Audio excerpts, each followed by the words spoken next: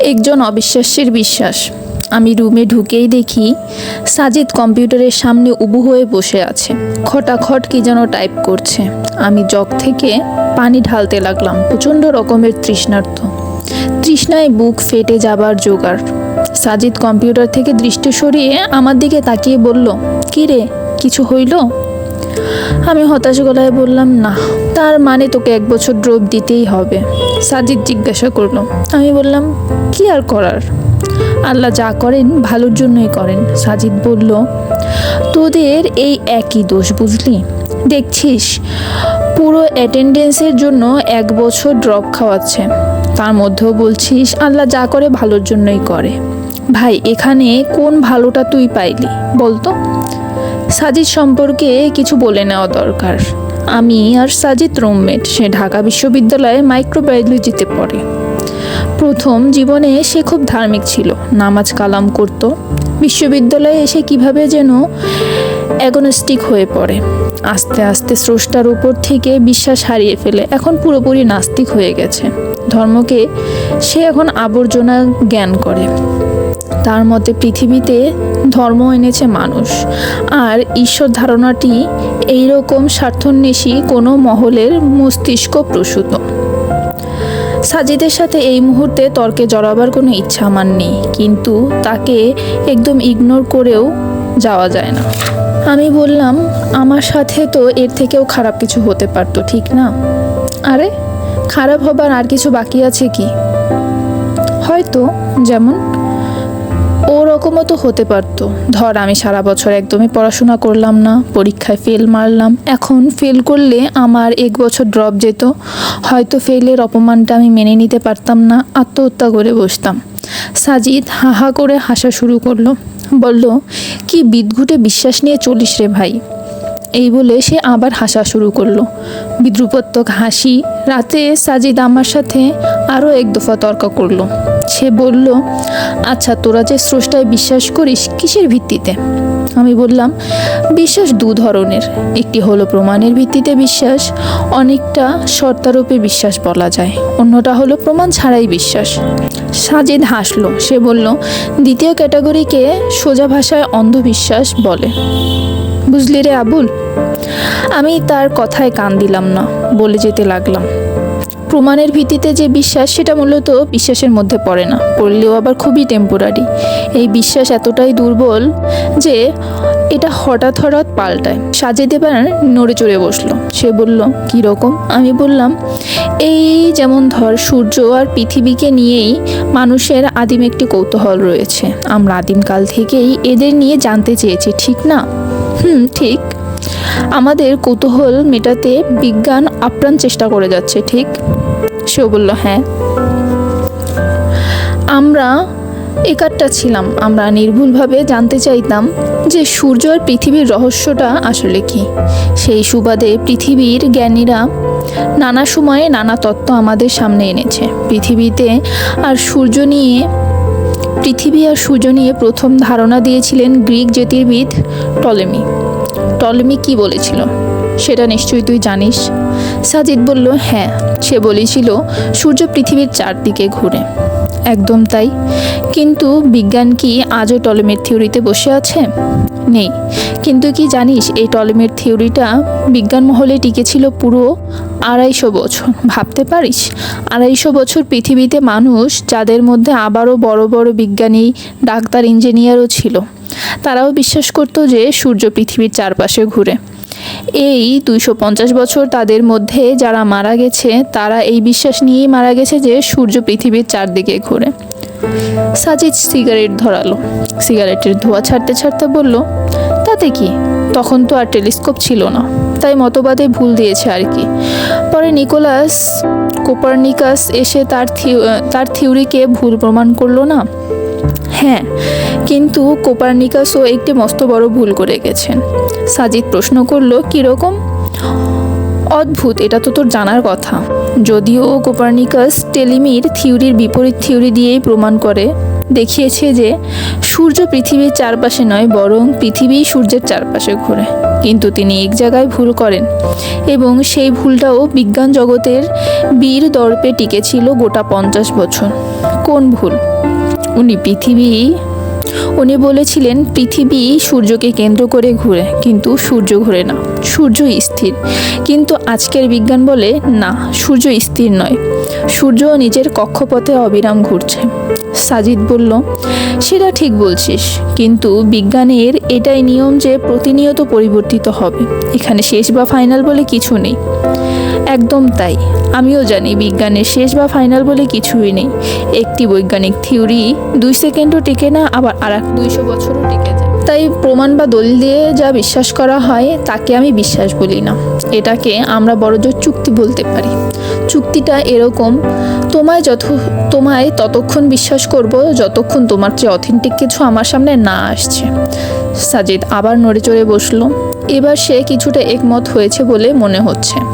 আমি বললাম, ধর্ম বা সৃষ্টিকর্তার ধারণা অস্তিত্ব ঠিক এর বিপরীত। তুই দেখ, বিশ্বাস আর অবিশ্বাসের মধ্যকার এই গুরু পার্থক্য আছে বলেই আমাদের ধর্মগ্রন্থে শুরুতেই বিশ্বাসের কথা বলা রয়েছে। পবিত্র কুরআনুল কারিমে সূরা বাকারার 2 নম্বর আয়াতে বলা হয়েছে, এটি তাদের জন্য যারা বিশ্বাস করে।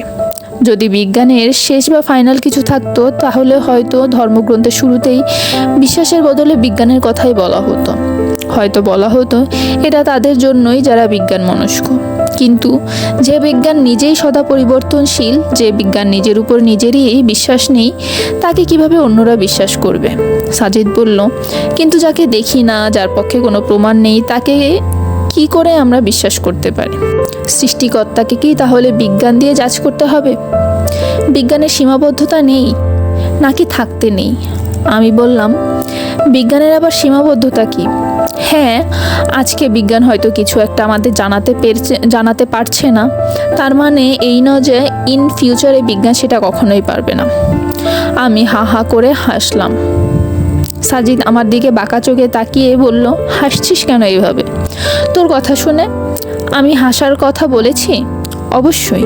সাজিদকে খুব উত্তেজিত দেখাচ্ছে এই মুহূর্তে। আমি আবার বললাম, বিজ্ঞানীর এই নির্দিষ্ট একটি গণ্ডি আছে, সীমাবদ্ধতা আছে। তুই জানিস না? এটাই আশ্চর্য লাগছে। এটা কি তোর কথা? না তো, আমার কথা না, বিজ্ঞানের কথা। কোন বিজ্ঞান? সাজিদের প্রশ্ন। Quantum mechanics. এবার সে একটু থামলো, বলল, খুলে বল বেটা। আমি একটু গলা খাঁকড়িয়ে বললাম, জাফর ইকবাল স্যারের রেফারেন্স দিয়ে বলি। জাফর ইকবাল স্যারের ভীষণ ভক্ত আমরা দুজন। সাজিদ বলল, মানে? আমি বললাম, শোন, বিজ্ঞানের যে একটি নির্দিষ্ট সীমাবদ্ধতা আছে, একটি নির্দিষ্ট গণ্ডির বাইরে যে বিজ্ঞান যায় না বা যেতে পারে না, সেটি আধুনিক বিজ্ঞান ও বিজ্ঞানীরা স্বীকার করে। শ্রদ্ধেয় জাফর ইকবাল স্যারের বই কোয়ান্টাম মেকানিক্স পড়েছিস? না, আমার ব্যাগে স্যারের বইটি ছিল। আমি ব্যাগ খুলে বইটা বের করলাম। বইটির 10 নম্বর পৃষ্ঠা থেকে কিছু লেখা সাজিদকে পড়ে শোনালাম। বইতে যা লেখা ছিল, কাজেই যারা বিজ্ঞান চর্চা করে তারা ধরেই নিয়েছে আমরা যখন বিজ্ঞান দিয়ে পুরো প্রকৃতিটাকে বুঝে ফেলবো, তখন আমরা সবসময় কিছু সঠিকভাবে ব্যাখ্যা করতে পারবো। যদি কখনো দেখি কোনো একটা কিছু ব্যাখ্যা করতে পারছি না, তখন বুঝতে হবে এর পিছনের বিজ্ঞানটা তখনও জানা হয়নি। যখন জানা হবে তখন সেটা চমৎকারভাবে ব্যাখ্যা করতে পারবো। এক কথায়, বিজ্ঞানের ব্যাখ্যা বা ভবিষ্যৎবাণী সবসময় নিখুঁত এবং সুনিশ্চিত। কোয়ান্টাম মেকানিক্সে বিজ্ঞানের এই ধারণাটিকে পুরোপুরি পাল্টে দিয়েছে। বিজ্ঞানীরা সবিস্ময়ে আবিষ্কার করেছে যে প্রকৃতি আসলে কখনো কোনো কিছু জানতে দিবে না। বিজ্ঞানীরা সবসময় আবিষ্কার করেছে যে প্রকৃতি আসলে কখনোই সব কিছু জানতে দিবে না। সে তার ভিতরে কিছু কিছু জিনিস মানুষের কাছ থেকে লুকিয়ে রাখে। মানুষ কখনোই সেটা জানতে পারবে না। সবচেয়ে চমকপ্রদ বিষয় হচ্ছে, এটি বিজ্ঞানের অক্ষমতা বা অসম্পূর্ণতা নয়, এটাই হচ্ছে বিজ্ঞান। বিজ্ঞানীরা একটি পর্যায়ে গিয়ে কখনো আর জোর গলায় বলবে না হবে, তারা মাথা নেড়ে বলবে হতে পারে। দেখো, বিজ্ঞান যে প্রকৃতির সব রহস্য উদ্ঘাটন করতে পারবে না, তা বিজ্ঞান মহলে এখন স্বীকার্য। তাহলে যে বিজ্ঞান স্রষ্টার তৈরি প্রকৃতির সব রহস্য ভেদ করতে অক্ষম, তাকে বাটখারা বানিয়ে সেই প্রকৃতির স্রষ্টাকে জাস্টিফাই করাটা কি নিছক ছেলে মানুষই নয়? সাজিদ কিছু বলল না। আমি আবার বললাম, বিজ্ঞান যে সব কিছুর প্রমাণ দিতে পারে না, তার বিশাল একটি লিস্টও করে ফেলা যাবে চাইলে। সাজিদ রাগি রাগি গলায় বলল, ফাইজলামি করিস আমার সাথে? আমি হাসতে লাগলাম, বললাম আচ্ছা শোন, তোর প্রেমিকার নাম মিতু না? এখানে প্রেমিকার ব্যাপার আসছে কেন? আরে বল না আগে। হ্যাঁ, কিছু মনে করিস না, কথার কথা বলছি। ধর আমি মিতুকে ধর্ষণ করলাম, রক্তাক্ত অবস্থায় মিতু তার বেডে পড়ে রয়েছে, আর ধর তুইও কোনোভাবে ব্যাপারটা জেনে গেছিস। এখন বিজ্ঞান দিয়ে ব্যাখ্যা কর দেখি, মিতুকে ধর্ষণ করায় আমার কোনো শাস্তি হওয়া দরকার? সাজিদ বলল, ক্রিটিক্যাল কোশ্চেন, এটাকে বিজ্ঞান দিয়ে কীভাবে ব্যাখ্যা করব? হা হা হা, আগেই বলেছি এমন অনেক ব্যাপার আছে যার উত্তর বিজ্ঞানে নেই। সাজিদ বলল, এটা কি ক্রাইম সায়েন্সের অংশ নয়? ক্রাইম সায়েন্স যে কথা, পলিটিক্যাল সায়েন্স একই কথা। দুটোর সাথেই সায়েন্স শব্দ আছে, কিন্তু দিন শেষে দুটোর কোনোটিই আদতে সায়েন্স না। কিন্তু এর সাথে স্রষ্টার বিশ্বাসের সম্পর্ক কি? সম্পর্ক আছে। স্রষ্টার বিশ্বাসটাও এমন একটি বিষয় যেটা আমার মনে মানুষেরা আমাদের ইন্দ্রিয় গ্রাহ্য প্রমাণাদি দিয়ে প্রমাণ করতে পারবে না। স্রষ্টা কোনো টেলিস্কোপে ধরা পড়েন না, ওনাকে অণুবীক্ষণ যন্ত্র দিয়েও খুঁজে বের করা যায় না, ওনাকে জাস্ট বিশ্বাস করে নিতে হয়। সাজিদ এবার 260 ডিগ্রি অ্যাঙ্গেলে বেঁকে বসলো। সে বলল, ধুর, কি সব আবল তাবল বুঝালি, যা দেখি না তাকে বিশ্বাস করে নেব? আমি বললাম, হ্যাঁ, পৃথিবীতে অবিশ্বাসী বলে কেউই নেই, সবাই বিশ্বাসী। সবাই এমন কিছু না কিছুতে ঠিক বিশ্বাস করে যা তারা আদৌ দেখেনি বা দেখার কোনো সুযোগও নেই, কিন্তু এটা নিয়ে তারা প্রশ্ন তোলে না। তারা নির্বিঘ্নে ও নিশ্চিন্তে তাতেই বিশ্বাস করে যায়। তুইও ঠিক সেরকম। সাজিদ বলল, আমি পাগল হয়েছিস?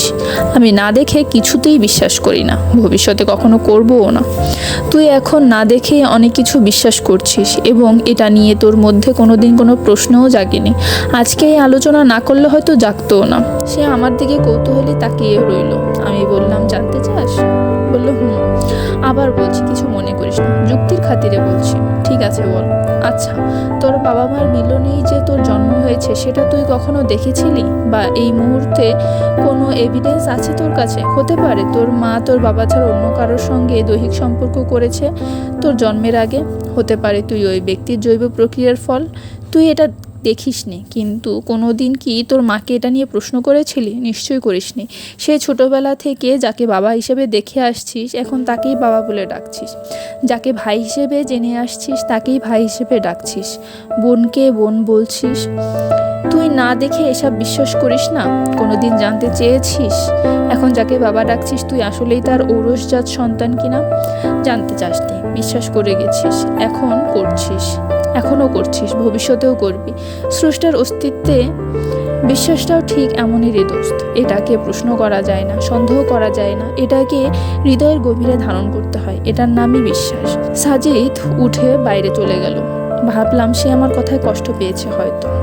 পরের দিন ভোরে আমি যখন ফজরের নামাজের জন্য উজু করতে যাব, দেখলাম আমার পাশে সাজিদ এসে দাঁড়িয়েছে। আমি তার মুখের দিকে তাকালাম। সে আমার চাহনির প্রশ্নটা বুঝতে পেরেছে। সে বলল, নামাজ পড়তে উঠেছি।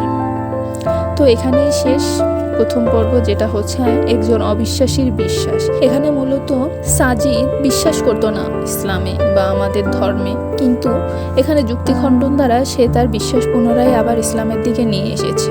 তো আমরা এর পরবর্তীতে পরের পার্টগুলো পড়তে থাকবো ইনশাল্লাহ।